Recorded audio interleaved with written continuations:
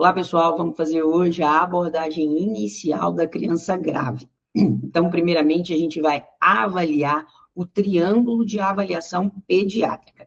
Nele, a gente avalia a aparência da criança, o esforço respiratório e a cor/circulação.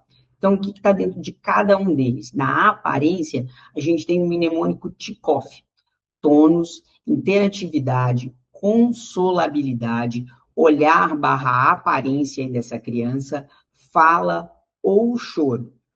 Esforço respiratório, eu avalio a posição dessa criança, então, às vezes, pelo esforço, eles ficam numa posição em tripé, ou até uma posição olfativa. Os sinais de esforço respiratório que a gente já conhece, tiragem, retração de fúrcula, abatimento de asa nasal, e sons inesperados, estridor, gemência, sibilos, às vezes, mesmo antes de você colocar o estetoscópio. Na parte da circulação, a gente avalia o moteamento dessa criança, palidez e a cianose. E aqui a gente aproveita para ver se tem alguma peteque, alguma sufusão hemorrágica, algo nesse sentido. Aqui é muito importante, já nesse momento, que a gente tem uma triagem básica de se essa criança tem uma potencialidade fatal ali, tá? Então, como que a gente avalia isso? Criança, no triângulo de avaliação pediátrica, responde? Não. Então, você já chama ajuda, já avalia a respiração dessa criança. Respiração é eficaz? Não. Há pulso palpável? Não. Então, a gente começa a RCP nessa criança. A criança responde. A, B, C, D, E, vamos avaliar essa criança nos próximos passos. Essa criança não responde, mas tem respiração. Então, vamos começar ali o ABCDE e já avaliar a respiração de resgate, tá? E o que então, é esse ABCDE? Antes mesmo disso, a gente viu que tinha alguma alteração, né, no triângulo de avaliação pediátrica, monitorização nessa criança, oferta de oxigênio e, preferencialmente, um acesso venoso, e aí a gente vai ver no ABCDE. A, vias aéreas, B, é o breathing, ou então boa respiração, né? C, circulação, D, disfunção neurológica e o E, exposição. Então, basicamente, um resumão de cada coisa aí. Na via aérea, a gente vai ver se ela é pérvia, se ela é sustentável com alguma intervenção, se ela é insustentável sem que a gente tenha uma via aérea avançada. Na boa respiração, frequência respiratória, os sinais de esforço respiratórios, como que está essa entrada de ar, saturação, circulação, frequência cardíaca, o ritmo dessa frequência aí, pulsos periféricos e centrais, tempo de enchimento capilar, coloração e temperatura e pressão arterial e diurese dessa criança.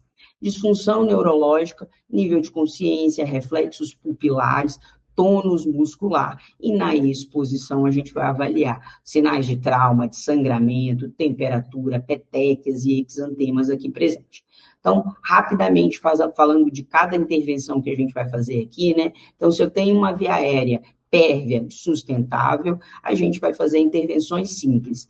Posicionamento, aspiração, de repente, de um nariz e orofaringe, pode ter algum corpo estranho, a gente vai avaliar isso. Na sustentável, a gente vai um posicionamento um pouquinho mais avançado, aí sim considerar a desobstrução com a manobra de Heimlich. E na insustentável, sem manobras, a gente precisa de intervenções mais avançadas. Uso de dispositivos de pressão positiva, intubação, máscara laríngea ou crico. No sustentável com instrumentação, a gente começa já a ofertar oxigenoterapia para o nosso paciente, talvez até em alto fluxo, tá? Lembrar do posicionamento da criança, então, crianças menores que 1 a 2 anos têm a proporção cefálica maior, então a gente precisa melhorar esse posicionamento, muitas vezes com um coxim na região escapular dessa criança. As crianças maiores, a gente precisa fazer uma leve extensão da cabeça, então o coxim vem em região occipital. Na parte de respiração, basicamente a gente vai ver frequência respiratória, padrão, desconforto respiratório, ausculta, saturação. Se o drive respiratório é presente, mas tem alguma alteração de ventilação, a gente vai fornecer oxigênio em alto fluxo para esse paciente. tá? Máscara não reinalante, catéter de alto fluxo. Se tem um drive inadequado, a gente vai oferecer um suporte ventilatório invasivo ou não invasivo. Então, aqui seria uma ventilação não invasiva ou até já partir para a intubação do nosso paciente. Lembrando, sinais vitais adequados para cada faixa etária. E aí, na circulação, a gente basicamente precisa saber se a gente tem um paciente chocado ou não chocado. Então, a gente vai avaliar pulso, perfusão, débito urinário, pressão arterial. Lembrar que a pressão é um sinal tardio, né? Todos os sinais ali que indicam sinais de hipoperfusão estão aqui. E lembrar que o nosso acesso de emergência não é um catéter venoso central, e sim uma punção intraóssea. Se a gente tiver sinais de hipoperfusão, iniciar a expansão volêmica para o nosso paciente, 10 a 20 ml por quilo, a gente pode chegar até os 40, 60 ml por quilo. Nosso paciente não respondeu a volume, é hora de começar a considerar as drogas vasoativas, tá bom? Bom, em disfunção, a gente vai avaliar através das escalas, escala AVDN, né, ou escala de coma de Glasgow, reflexo pupilar e tônus do nosso paciente, considerar se tem sinais de hipertensão intracraniana nesse nosso paciente, tá? E na exposição, a gente precisa remover roupa do nosso paciente, avaliar adequadamente se tem algum trauma, se tem alguma petequia, qualquer coisa que ameace a vida do nosso paciente. Lembrar aqui também, se tiver hipoglicemia, é nesse momento que a gente precisa intervir também, tá?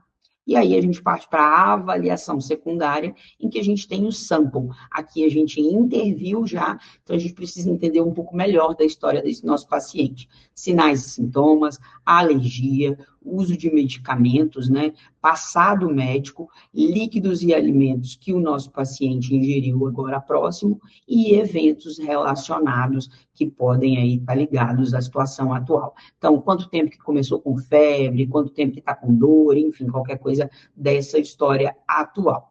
E, por último, a gente tem os testes diagnósticos que podem nos ajudar, né? Então, gasometria, lactato arterial, hemograma, PCR, glicemia, eletrólitos, eletrocardiograma, ecocardiograma, raio-x de tórax, ultrassom, exames aí mais avançados como tomografia e ressonância. Lembrar, claro, né, de relacionar os exames à história do nosso paciente.